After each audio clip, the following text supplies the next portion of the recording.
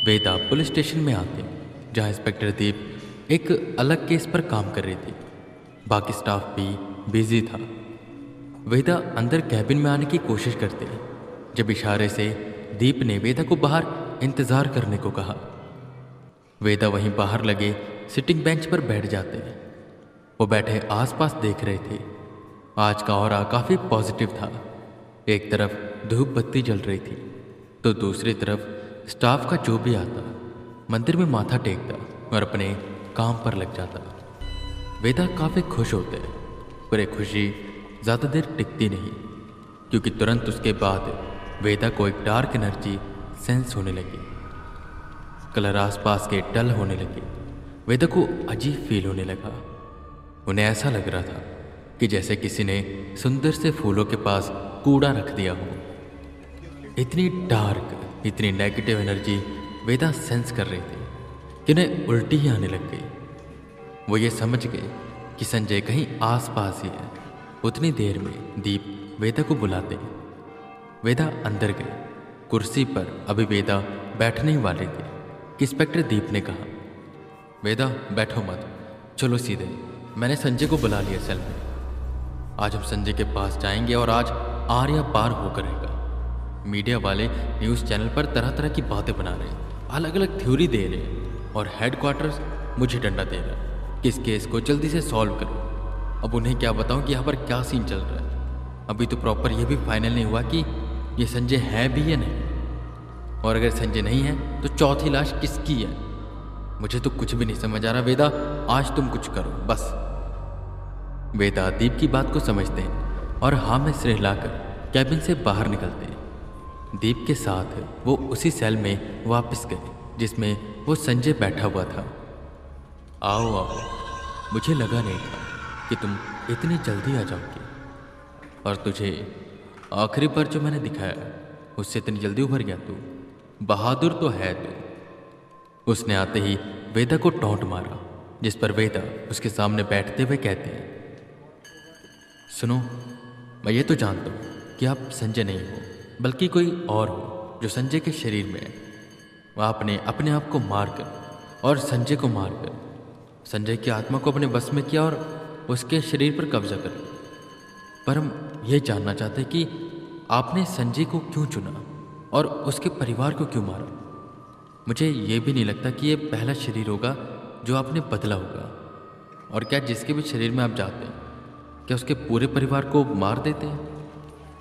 वेदा का इतना सवाल पूछते ही उसकी मुस्कान गायब हो गई और वो बोला, तू तो काफ़ी समझदार है। बड़ी जल्दी तू सारा खेल समझ गया। जब तू इतना जान ही गया तो चल मैं तुझे बता देता हूँ। शरीर बदलने के लिए मुझे वैसा शख्स चाहिए जिसका एक ग्रह राशि और ऑरा मेरे से मिलता हो, और उसके साथ वो ताकतवर और समझदार भी हो, खासकर जवान।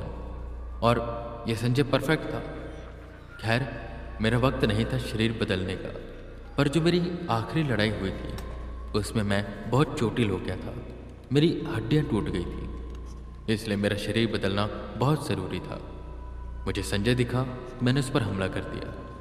और हाँ, तू सही कह रहा है, ये मेरा पहला शरीर नहीं है। मैं इससे पहले भी काफ़ी शरीर बदल चुका हूँ। ये मेरा 12वां शरीर है। और सबके परिवार को मैं नहीं मारता। बस ये होता है कि अगर मैं बहुत ज़्यादा कमज़ोर हो गया तो मुझे उसके परिवार का खून चाहिए, क्योंकि क्या कहते उसे, डीएनए। जिस शरीर में मैं जाऊंगा उसका डीएनए और उनका डीएनए सेम होता है, तो मुझे अपनी ताकत बढ़ाने के लिए खून चाहिए होता है। ठीक संजय के परिवार के साथ भी मैंने ऐसे ही किया। सबको मारा, कुल्हाड़ी से उनके अंगों को काटा ताकि सारा खून उनका निकल आए। उस खून को मैंने पिया, इतना ताकतवर हो गया हूँ। और उसके बाद मैंने आग लगा दी। ये सुन दीप उठे। बस वेदा, इसने कबूले अपना जुर्म। कैमरे लगे पड़े, अब ये जाएगा सलाखों के पीछे। इस पर संजय हंसने लगा। बैठ जा बच्चे, बैठ जा। तू तो ऐसे कूद रहा है जैसे मुझे पकड़ लेगा। तू मुझे यहाँ तक लाया है क्योंकि मैं चाहता था तू मुझे यहाँ पर लाए। तेरे में इतनी ताकत नहीं है, समझा। यहाँ पर बैठा हूँ, अपनी मर्जी से बैठा हूँ। अपनी मर्जी से उठूँगा और अपनी मर्जी से जब चाहे जाऊँगा। तू कुछ नहीं कर पाएगा मेरा, बैठ जा आराम से। दीप दांत पीसकर बैठ गए। वेदा दीप को शांत करवाते हैं। वो जानते थे कि शख्स कोई आम शख्स नहीं है, इसे कैसे हैंडल करना है। वेदा बस यही सोच रहे थे। तभी संजय बोला, मुझे हैंडल नहीं कर पाओगे तुम, सोचो मत ये सब। ये सुन वेदा एकदम से सकपका गए कि इसे कैसे पता चला कि वो क्या सोच रहे हैं। मेरे पास इतनी सिद्धियां हैं, इतनी विद्या है, तू सोच तक नहीं सकता। तू मन में क्या सोच रहा है मैं समझ जाऊंगा।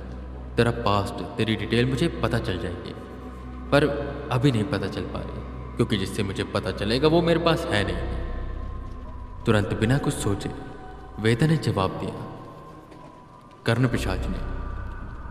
ये सुन वो हैरान हुआ और बोला, वाह, तू तो काफी कुछ जानता है। हाँ, कर्ण पिशाच ने, उसे मैंने कहीं काम से भेजा। वेदा और दीप एक दूसरे के मुंह की तरफ देखने लगे कि शख्स आखिर सोच क्या रहा है, ये करना क्या चाहता है और इसका क्या मकसद है जो ये खुद पुलिस स्टेशन में आकर बैठा हुआ है। या तो इसे किसी से खतरा है या कोई इसके पीछे पड़ा हुआ है। वेदा के दिमाग में एकदम से सवाल आया जो वेदा ने पूछ ही लिया, जिस लड़ाई की आप बात कर रहे हो, क्या उस लड़ाई के लिए आपको किसी और दुनिया में जाना पड़ा था? और ऐसी दुनिया जो रात के 12 बजे खुलती है। यह सुन संजय काफी इम्प्रेस हुआ और बोला, क्या बात है, तुझे कैसे पता चला? वेदा ने अपना सवाल आगे बढ़ाया। उस जगह पर ढेर सारी आत्माएं थी। हॉस्पिटल था जिसके अंदर आत्माएं कैद थी। आदमखोर परिवार था और एक ट्रेन थी जिसमें 118 आत्माएं थी। ये सुन संजय खड़ा हो गया। रुक जा, तुझे सब कैसे पता? तू है कौन? तेरे पास तो कर्ण पिशाचनी नहीं है, ना कोई और सिद्धि जितना मैं अनुभव कर पा रहा हूं। तुझे सब कैसे पता? वेदा अब थोड़ा खुलकर बैठे ताकि वो उसे डरा सके। बाकी वेदा खुद उस कालराज को हराना चाहते थे पर हरा ही नहीं पाए थे। आपने वहां पर एक कालराज से लड़ाई की होगी जिसका सर कौवे का और शरीर इंसान का, है ना? ये सुन संजय ने अपनी बाहें फैलाई, अपनी परछाई बड़ी की जैसे कि वो वेदा पर हमला करना चाहता है। उसकी परछाई से आत्माएं बाहर की ओर झांक कर देखने लगी। अरे जनाब, बैठ जाइए, आपके पास सिद्धियां हैं तो हम भी कम नहीं हैं। वेदा कहीं ना कहीं संजय पर हावी हो रहे थे, मतलब हावी होने की एक्टिंग कर रहे थे। असल में तो उस दुनिया के बारे में जानती थी। संजय कुर्सी पर बैठा और वेदा ने अब सवाल करने शुरू किए। कैसे गए आप वहाँ, क्यों गए, और किसने आपको उस द्वार के बारे में बताया, और आपने उन आत्माओं का क्या किया? जिस पर संजय वेदा को काफी देर तक घूरता है और आगे होकर कहता है, वाह, तेरा जो भी नाम है शाबाश, पर एक बात तुझे बता दूं, तेरे पास जितनी भी शक्ति हो तू मुझसे नहीं जी सकता। पर खैर, तू पूछ रहा है तो मैं तुझे बता देता हूँ। मैं ऐसे द्वार ढूंढता रहता हूँ जो दूसरी दुनिया में जाते हैं, ताकि मैं वहाँ जाकर सिद्धियाँ ले सकूँ, तपस्या कर सकूँ, मुझे और ताकतवर होना है। और इसी खोज में मुझे एक द्वार मिला जिसके अंदर जब मैं गया तो वहाँ पर ढेर सारी आत्माएं थी। मैंने अपने बस में करने लगा और ये करते करते कहीं से मुझे कौवों की आवाज़ आने लगी। देखा तो एक, क्या नाम बताया था तूने, कालराज, वो आसमान में उड़ रहा था। उसने मुझ पर हमला कर दिया। मेरे उसमें बहुत लड़ाई हुई और आखिर में मैंने उसे मार दिया। उसको मारने के बाद वो पूरी दुनिया हिलने लगी, जिससे मैं समझ गया कि ये दुनिया उसी की बनाई है। इसी बीच मुझ पर एक बच्चे ने हमला किया। उसका एक हमला और मैं दूर जाकर गिरा। वो बच्चा बहुत ताकतवर था, वो मुझे हराने वाला था। दुनिया तबाह होते मैं कुछ आत्माओं के साथ बाहर भाग निकला, पर अब तक मैं काफ़ी कमज़ोर हो गया था। बता रहा हूँ, सारी आत्माएं मेरे पास नहीं। मैं तो कुछ आत्माएं लेके भागा, बाकी सारी उस दुनिया में थी। खैर, मुझे संजय मिला, मैंने उस पर हमला किया, शरीर बदला।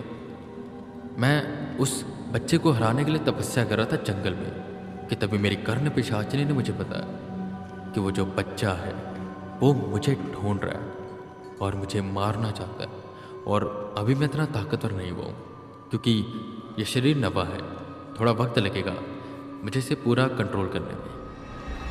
और इसी बीच पुलिस वाले आ गए। मुझे लगा कि पुलिस के साथ जाना थोड़ा सा सेफ रहेगा, इसलिए मैं यहाँ पर आ गया। पर हाँ, अब मुझसे ये मत पूछना कि वो बच्चा कौन है, क्योंकि मुझे नहीं पता। ये सुन वेदा सक पका गई। इसे नहीं पता, पर मैं जानता हूँ कि वो बच्चा कौन है। वो शैतान आज़ाद हो चुका बच्चे के रूप में। तो ये क्या हो रहा है? मेरा मेरा सर, ये सब धुंधला धुंधला हो रहा है। क्या हो रहा है मेरे साथ? वेदा को कुछ होने लगा, उनका शरीर टाइट होने लगा। उन्हें कुछ भी समझ नहीं आ रहा था कि ये उनके साथ क्या हो रहा है। उतनी देर में वो अपनी कुर्सी से गिरे और बेहोश हो गए।